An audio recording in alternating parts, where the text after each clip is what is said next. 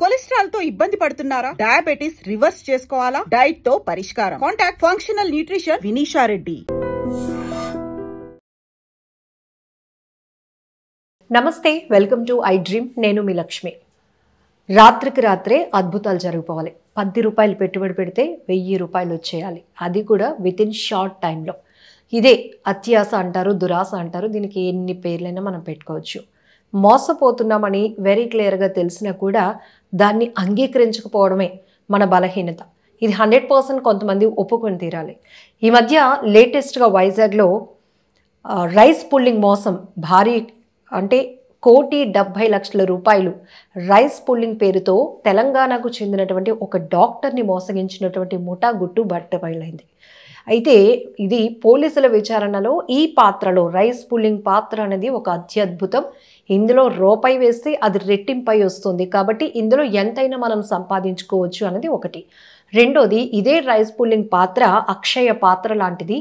ఎంత సంపాదించుకోవాలి అనుకున్నా కూడా దీన్ని మనం సరైన పెట్టుబడి పెట్టి వాడుకుంటే చాలు. దీంట్లో వచ్చేటటువంటి మెటీరియల్స్ అనేవి నాసా లాంటి సంస్థ కొనుగోలు చేస్తుంది, కాబట్టి మనకి ఇది సరైన పెట్టుబడి. ఇలా రకరకాల మోసాలు చూస్తున్నాం. అయితే ఈ రైస్ పుల్లింగ్ ఏంటి?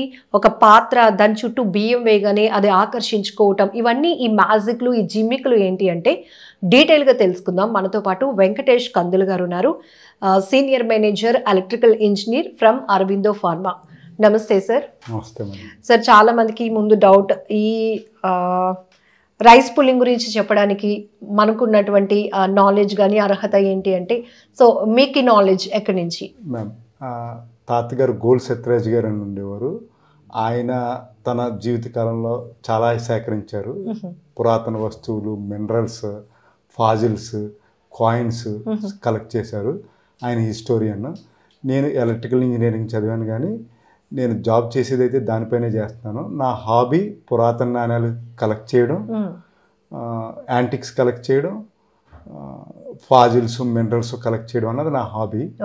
ఈ హాబీలో కొన్ని పీక్స్కే వెళ్ళాను నేను కొంతవరకు. సో సూపర్ డెప్త్ సబ్జెక్ట్ అనేది మీకు ఉందండి అని అనుకుంటున్నాను. ఎప్పటి నుంచి సార్ ఈ కలెక్షన్ అనేది? నేను 8 years ఏజ్ అప్పటి నుంచి కలెక్ట్ చేస్తున్నాను. అంటే తాత ఇన్ఫ్లుయెన్స్ ఉంది కాబట్టి, ఆయన పక్కన కూర్చున్నాం కాబట్టి మన హాబీయస్ గా ఆ ఇన్ఫ్లుయెన్స్ ఉంటుంది. సో మనం టెలికాస్ట్ చేసిన ఈ latest news rice pulling cheating అనేది మీరు చూసి ఖచ్చితంగా దీని మీద అవేర్నెస్ అనేది అవసరం మేడం. మీరు డాక్టర్ గారిని అడిగారు, మీరు డాక్టర్ చదివారు కదా, అయినా కూడా దీని మీద ఎందుకు అంత అత్యాసతో పెట్టుబడి పెట్టారు అని నేను అడిగిన క్వశ్చన్కి మీరు కనెక్ట్ అయ్యారు. బట్ నిజమే సార్, అంటే మోసపోవడానికి రకరకాల అవసరాలు, కారణాలు కూడా అవుతూ ఉంటాయి. ఒక్కొక్కసారి అత్య అవసరాలు కావచ్చు, అత్య ఆశ కావచ్చు, ఇవన్నీ కూడా దానికి అట్రాక్ట్ అవ్వడానికి స్కోప్. ప్రధానంగా అసలు ఆ రైస్ పుల్లింగ్ అంటే ఏంటో తెలీదు, అందులో ఉన్న మెటీరియల్స్ ఏంటో తెలీదు, దీనివల్లే అట్రాక్ట్ అవ్వడానికి అవకాశం ఉంటుంది. సో ఎలాంటి నాలెడ్జ్ ఇస్తారు? యాక్చువల్ రైస్ పుల్లింగ్ అంటే బియ్యాన్ని ఒక వస్తువు ఆకర్షిస్తుంది. అటువంటి వస్తువుకి చాలా గొప్ప లక్షణాలు ఉంటాయి. అంటే హెవీ రేడియేషన్ ఉంటుందని, చాలా రకరకాలైన ఎక్స్ట్రా న్యాచురల్ పవర్స్ అన్నమాట, సూపర్ న్యాచురల్ పవర్స్ ఉంటాయని వాళ్ళు చెప్తారు. వాటిలో వన్ ఆఫ్ ది క్వాలిఫికేషన్, అంటే సింపుల్ క్వాలిఫికేషన్, ఎటువంటి టెస్ట్లో లేకుండా చేయగలిగింది బియ్యాన్ని ఆకర్షించడం అని చెప్తారు. దానికి మరిన్ని కూడా ఉన్నాయని చెప్తారు. సో మనం గుర్తించగలిగింది అయితే బియ్యాన్ని ఆకర్షిస్తే సింపుల్గా చెప్పేయచ్చు అని చెప్తారు. ఎందుకంటే బియ్యాన్ని ఆకర్షించడానికి ఎట్లాంటి పవర్స్ దాంట్లో ఉండవు కదా. బియ్యం ఎలా అద్దుకుంటున్నాయి, బియ్యం ఎలాగా ఆ పాత్ర చుట్టూ తిరుగుతున్నాయి అనేది పెద్ద మిరాకిల్ అనిపిస్తుంది. చాలా మంచి క్వశ్చన్ అడిగారండి. యాక్చువల్ బియ్యం ఒక ఇనుము అయస్కాంతం మాత్రమే ఇనుమును ఆకర్షిస్తుంది. మరి ఏ వస్తువుని ఆకర్షించదు. అది మనం సైంటిఫిక్గా ఒప్పుకుని తీరాలి. మిగిలినవి ఏదైనా చెప్పాడు అంటే అది సూపర్ న్యాచురల్ పవర్స్, ఇవన్నీ చాలా వరకు అబద్ధాలు. అది ఎట్లా అట్రాక్ట్ చేస్తుంది అన్నది మీకు వచ్చింది కరెక్ట్.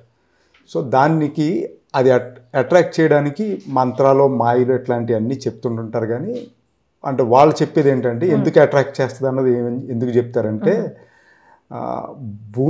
భూమి బయట అనేక గ్రహ శకలాలు తిరుగుతున్నాయి సూర్యుని చుట్టూ. భూమి, బుధుడు, కుజుడు, శుక్రుడు ఎలా తిరుగుతున్నారో అనేక గ్రహ శకలాలు కూడా తిరుగుతున్నాయి. అట్లాంటి గ్రహ శకలాలు గతి తప్పి భూమి మీదకి వచ్చి పడతాయి. వాటిని గ్రహ శకలాలు అంటాం, తోక చుక్కలు అంటాం, డిఫరెంట్ పేర్లతో ఉన్నాయి. ఆ తోక చుక్కని మనం ఇంగ్లీష్లో అయితే ఆ పైన ఉంటే మీటియోర్ అంటాము, గాలిలో ఉన్నప్పుడు మీటియోర్ అంటాము, భూమిని టచ్ అయితే మీటియోరైట్ అంటాము. ఆ టచ్ అయినప్పుడు ఆ వేడిగా వచ్చి అంటే ఆ అట్మాస్ఫియర్లో ఉన్న ఇది ఒక స్టోను భూమి ఆకర్షణ శక్తికి లోనైనప్పుడు ఆ భూమి అట్మాస్ఫియర్లోకి వచ్చినప్పుడు ఆక్సిజన్ ఉంటుంది. సో ఈ గ్రావిటేషనల్ ఫోర్స్కి అంటే భూ ఆకర్షణ శక్తికి దాని వేగం వేల km/hకి వచ్చేస్తుంది అనమాట. అంటే చాలా ఎక్కువ స్పీడ్కి వచ్చేస్తుంది. ఆ స్పీడ్కి దానిలో వేడి పుట్టి అదే మెల్ట్ అయిపోవడం స్టార్ట్ అవుతుంది. అది పగలైతే మనం గమనించడం, నైట్లో అయితే మనకు కనిపిస్తుంటుంటుంది. వాటిని తోక చుక్కలు అంటుంటారు, ఏవో పేర్లు చెప్తారు. సో అది భూమి పైన పడుతుంది. ఆ పడినప్పుడు దానికి కొంత రేడియేషన్ ఉండడం లేదా కొంత మ్యాగ్నెట్ ఐరన్ కంటెంట్ ఎక్కువగా ఉండడంతో అది మ్యాగ్నెట్కి అతుక్కోవడం లాంటివి ఉంటాయి. కానీ అవేమి సూపర్ కాస్ట్లీ కాదు, సూపర్ రేర్ ఐటమ్స్ అయితే కాదు. రోజు పడతానే ఉంటుంటాయి, వెరీ కామన్గా. అక్కడ ఇక్కడ పడతాయి. ఈ రోజు ఈ ఊర్లో పడతాయి, రేపు ఇంకో ఊర్లో పడతాయి. సో మీటరైట్స్ అనే కామన్గానే పడుతుంటుంటాయి. అది పడినప్పుడు కింద కెనెటిక్ ఎనర్జీ ఫామ్ అవుతుంది. అంటే ఆ ప్రెజర్తో ఆ హీట్తో పడింది కాబట్టి కెనెటిక్ ఎనర్జీ ఫామ్ అయ్యి ఆ కింద ఉన్న ఇసుక సిలికేట్గా మారి దాన్ని టెక్టైట్ అంటాము. అంటే అగ్ని చింతామణి అని తెలుగులో చెప్తారు, అగ్ని చింతామణి అంటారు. దానికి కొన్ని సూపర్ న్యాచురల్ పవర్స్ ఉన్నాయని నమ్ముతారు. అది నమ్మకాలు, ఎవరి నమ్మకం వాళ్ళది. కానీ దానికి సరైన ఆధారాలు ఏమి ఉండవు, సైంటిఫిక్ రీజన్స్ లేవు. లైక్ డబ్బులు అట్రాక్ట్ చేస్తుందని, మీలో ఉన్న కష్టాలు పోతుంటుంటాయని, ఇట్లాంటి చాలా చెప్తుంటుంటారు. అది మీ నమ్మకం మీది, నా నమ్మకం నాది. సైంటిఫిక్గా ఏ ఆధారాలు లేవు. నెంబర్ 3 మరోటి ఏంటి, థండర్ స్ట్రైక్ అయినప్పుడు, అంటే దాన్ని ఏమంటారని తెలుగులో పిడుగు పడినప్పుడు ఆ పిడుగు పడిన కింద ఒక అద్భుతమైన మెటీరియల్ ఫామ్ అవుతుంది అంటారు. దాన్ని మా భాషలో అయితే ఫుల్గురైట్ అంటాం. అంటే జియాలజిస్టుల భాషలో ఫుల్గురైట్ అంటారు. అంటే ఆ వేడి అంటే అక్కడ థండర్ అంటే పైన మెగావోల్ట్స్ వోల్టేజ్ జనరేట్ అవుతుంది. ఆ వోల్టేజ్ భూమికి చేరినప్పుడు సో హీట్ ప్రొడ్యూస్ అవుతుంది. ఆ హీట్కి మట్టిలో ఉండే సిలికేట్స్ మెల్ట్ అయిపోయి ఒక వేర్లాగా ఫామ్ అవుతుంది అనమాట. అంటే ఆ వేడికి అవి కరుగుతుంది, మట్టిలో ఉన్న సిలికేట్స్ కరుగుతాయి, కరిగి అలా ఫామ్ అవుతాయి. దాన్ని ఫుల్గురైట్ అంటాం. ఆ ఫుల్గురైట్ కానీ దీనికి కూడా అద్భుతాలు ఉన్నాయని నమ్ముతారు. అంటే ఇది ఓన్లీ భారతదేశంలోనా, ఈ దేశం ఆ దేశం అని కాదండి, చాలా దేశాల్లో చాలా రకరకాలైన పేర్లతో రకరకాలైన నమ్మకాలు ఉన్నాయి. ఎవడైనా అమ్ముకుని కూడా ఏదో కథ చెప్తాడు, ఇది నా దగ్గర ఉంది అంటే మనం ఎప్పుడు చూడలేదు కాబట్టి ఇదేదో అద్భుతం. So correct. సో అలాగే ఈ మిటోరైట్ కానీ థండర్ స్ట్రైక్ కానీ ఈ గోపురం పైన కానీ ఏదైనా మెట్ల మీద కానీ జరిగినప్పుడు ఈ రైస్ పుల్లింగ్ కెపాసిటీస్ వస్తాయి, కొన్ని ఎక్స్ట్రా సూపర్ న్యాచురల్ పవర్స్ వస్తాయని చెప్తారు వాళ్ళు. చెప్తారు అంతే, అది కరెక్ట్ కాదు. అట్లాంటి పవర్ ఏమీ జనరేట్ అవ్వదు. సో అట్లా ఆ ఐటమ్ ఎక్కడో దొరికితే మీకు కోట్లు వస్తాయని చెప్తారు. దాన్ని ఎలా తయారు చేస్తారు, ఇంత పాత్ర తీసుకొచ్చి పెడతారు ముందు పెట్టి దాంట్లో ఆ పాత్రలో కింద చిన్న ఆ పాత్రని పెడితే బియ్యాన్ని మీతోనే తెప్పిస్తారు. జరిగేది ఏంటంటే మీరో నేనో మనమే పట్టుకెళ్తాం, మనల్నే బియ్యం తెచ్చుకోమంటారు. బియ్యం తెచ్చుకుంటే బియ్యం వేస్తారు, బియ్యం వేసి పక్కనే పాత్ర పెడతారు. పాత్ర పెట్టి అది చూపిస్తారు మీకు. చూపిస్తుంటుంటే అది ఆ పాత్ర మన అయస్కాంతానికి ఇనుప ముక్కలు ఎలా అట్రాక్ట్ అవుతుంటే క్వశ్చన్, మంచి క్వశ్చన్. యాక్చువల్ బియ్యం మీరు పట్టుకెళ్ళిన బియ్యమే అట్రాక్ట్ అయినాయి అని మీరు అనుకుంటున్నారు. ఆ ముందు ఆ మాంత్రికుడు కొన్ని ట్రిక్స్ ప్లే చేస్తాడు. అంటే ఇది తీయడానికి చాలా ఇది కావాలని పెద్ద జుట్టు వేసుకుని ఆర్టిఫిషియల్ హెయిర్ పెట్టుకుని రకరకాల బొట్లు అవి పెట్టుకుని చాలా కొన్ని మ్యాజిక్లు చేసి చూపెడతాడు. దాంట్లో భాగంగా కోడిని కత్తిరిస్తాడో పీక్ వస్తాడో ఏదో తిప్పుతాడు. అవన్నీ మీరు చూడలేక చూస్తుండగానే కళ్ళు మూసి చేసి లోపల ఏదో చిన్న ఫైర్ లాంటిది ఏదో చేసో మిమ్మల్ని డైవర్ట్ చేస్తాడు. డైవర్ట్ చేసి మీ బియ్యం ప్లేస్లో వాళ్ళ బియ్యం వస్తాయి. వాళ్ళ బియ్యం ఉంటాయి సార్, అది ఎలా అన్నా చెప్తాను. సో వాళ్ళ బియ్యం వేస్తారు, ఆ బియ్యాన్ని ఆ చెంబు లాగుతుంటుంటది. ఆ చెంబు లేదా ఆ పాత్ర లేదా డిఫరెంట్ ఆ గోపురం లాంటి ఇది ఏది యాంటిక్ కాదు, సింపుల్ ఇత్తడే లేదా రాగి పాత పాత్ర, దాన్ని పెయింట్ వేసి పాత డిస్టెంపర్ పామి, బొగ్గు పామి, ఫెవికాల్ గమ్ములు పురాతనమైన వస్తువులా క్రియేట్ చేస్తారు. అది పెడుతుంటుంటే ఈ బియ్యం లాగుతుంటుంటాయి. అదే మీకు ఫుల్ సాటిస్ఫై మీరు. అంతే కదా, బియ్యం లాగడం కదా. నేనైనా అంతే, సామాన్యుడిగా మనం అదే సాటిస్ఫై అవుతాం. అబ్బా ఇదేదో చాలా అద్భుతంగా అనిపిస్తుంది మనకి. సో అట్లా అట్రాక్ట్ చేసి దీన్ని కానీ మీరు వేరే దేశాల్లో అమ్మితే కోటాను కోట్లు వచ్చేస్తాయని చెప్తారు. సో దానికి అట్రాక్ట్ అవుతారు. ఈ బియ్యం ఎలా లాగుతాయి అన్నది మీకు క్వశ్చన్ ఉంది కదా. ఆ బియ్యం ఎలా లాగుతాయంటే ఆ బియ్యాన్ని బియ్యంగా ఉన్నప్పుడు కాకుండా ధాన్యంగా ఉన్నప్పుడు, ప్యాడీగా ఉన్నప్పుడు దాన్ని నానబెడతాడు. నానబెట్టి ఆ బియ్యం మెత్తబడుతుంది లోపల, ధాన్యం మెత్తబడుతుంది. దాంట్లోకి చిన్న చిన్న ఇనుప రజను గుచ్చుతాడు. మెత్తబడగానే గుచ్చిన తర్వాత ఎండబెడతాడు. ఎండబెట్టితే మళ్ళీ బియ్యంలో అయిపోతుంది, గట్టిపడిపోతుంది, ఎక్స్పోజ్ అవ్వదు కాబట్టి పైన ఉన్న పొట్టుకి. తర్వాత ఈ పైన ఉన్న పొట్టు ఒలిచేస్తాడు. ఒలిచేస్తే లోపల ఐరన్ రజని వెళ్ళింది, పైన బియ్యం ఉంది. సో అలాంటి బియ్యాన్ని కొంచెం పాలిష్ చేసి రెడీ చేస్తాడు అనమాట. వాడు ప్రిపేర్ చేసి ఉంచాడు అది, ఆ బియ్యాన్ని. అంత పర్టికులర్ గా మనం మిమ్మల్ని చూడనివాడు కదా, మిమ్మల్ని పట్టుకునేవాడు, మిమ్మల్ని చూసే అవకాశం ఇవ్వరు మీకు అక్కడ. అసలు లేడీస్ని అయితే దగ్గర రావద్దు, మీకు ఏదో ఉంటది, దూరంగా ఉండండి, అబ్బాయి నువ్వు దూరంగా ఉండి, నీకు సిగరెట్ అలవాటు ఉందా, ఏదో ప్రతి ఏదో మగోడు అన్నవాడికి ఎవరికైనా ఏదో దరిద్రమైన అలవాటు ఉంటది కదా, ఎట్లాంటిది ఏదో చెప్పి మిమ్మల్ని కొంచెం దూరం పెడతారు. దూరం పెట్టి ఈ కోండు కొయ్యడం అని, ఏదో మంత్రాలు చదవడం అని, ముగ్గేయడం అని, ఈ స్టోరీలో ఆడి బియ్యం వచ్చేస్తారు. మీరు ఇచ్చిన బియ్యం అని మీరు అనుకుంటుంటారు, నేను అనుకుంటుంటాము. ఆ దొంగోడు తెచ్చిన బియ్యం వచ్చేస్తాయి. ఆ బియ్యాన్ని అది లాగుతుంటుంటది. ఇంకా అక్కడి నుంచి స్టోరీ మీకు నమ్మకం స్టార్ట్ అయిపోతుంది. ఆ నమ్మకం స్టార్ట్ అవడానికి దీని అన్నిటికంటే ముందు మనం చెప్పుకోవాల్సింది ఏంటంటే ఈ నెట్వర్క్ ఉంది కదా, ఆ నెట్వర్క్ లో మనం పడ్డానికి కారణం. సరే, ఎంత టెక్నాలజీ మన వాళ్ళే వాడుతున్నారు అంటే ఎంతవరకు ఫ్యాక్ట్? ఇప్పుడు తెలంగాణకు చెందిన ఆమె కూడా చెప్పారు వైజాగ్ వాళ్ళు ఇందులో ఉన్నారు అని. వీళ్ళకి ఎంత టెక్నాలజీ ఉంటుందా యాక్చువల్గా? బిహైండ్ ఎవరైనా ఉంటారంట. యాక్చువల్గా ఇది వీళ్ళందరూ అనుకునేది ఏంటంటే ఏదో లోకల్లో చెత్త, చిన్న చిన్న చెత్త అనుకున్నారు. వీళ్ళంతా యాక్టర్స్ అండి. Actual director, actual producer Gujarat, రాజస్థాన్లో ఉంటారండి. వాళ్ళు అక్కడి నుంచి ఇక్కడ ప్లేయర్ని పెట్టి ఆడిస్తుంటుంటారు. ఆపరేటింగ్ అంతా అక్కడి నుంచి అవుతుంది. ఈవెన్ మీకు ఏదైనా బ్యాంక్ ట్రాన్సాక్షన్ జరిగినా కానీ అక్కడే అకౌంట్కి వెళ్తాయి. సో వాళ్ళు ఎట్లా చేస్తారన్నది చూద్దాం. మొదటిది విక్టిమ్ని ఐడెంటిఫై చేస్తారు. విక్టిమ్ అంటే ఎవరు? మీరు, నేను. బాధితురాలు అవ్వడానికి అర్హతలు చెప్పండి సార్. ఓకే, బాధితురాలు అవడానికి అర్హతలు. ఓకే, ఇప్పుడు సోషల్ మీడియాలో కూడా ట్రెండ్ సెట్ చేస్తున్నారు. మీరు నిజమైన పేదవాడుగానే ఉండిపోవాలి అంటే ఆ రూట్ లో వచ్చి చెప్తే జనాలు కనెక్ట్ అవుతున్నట్టు.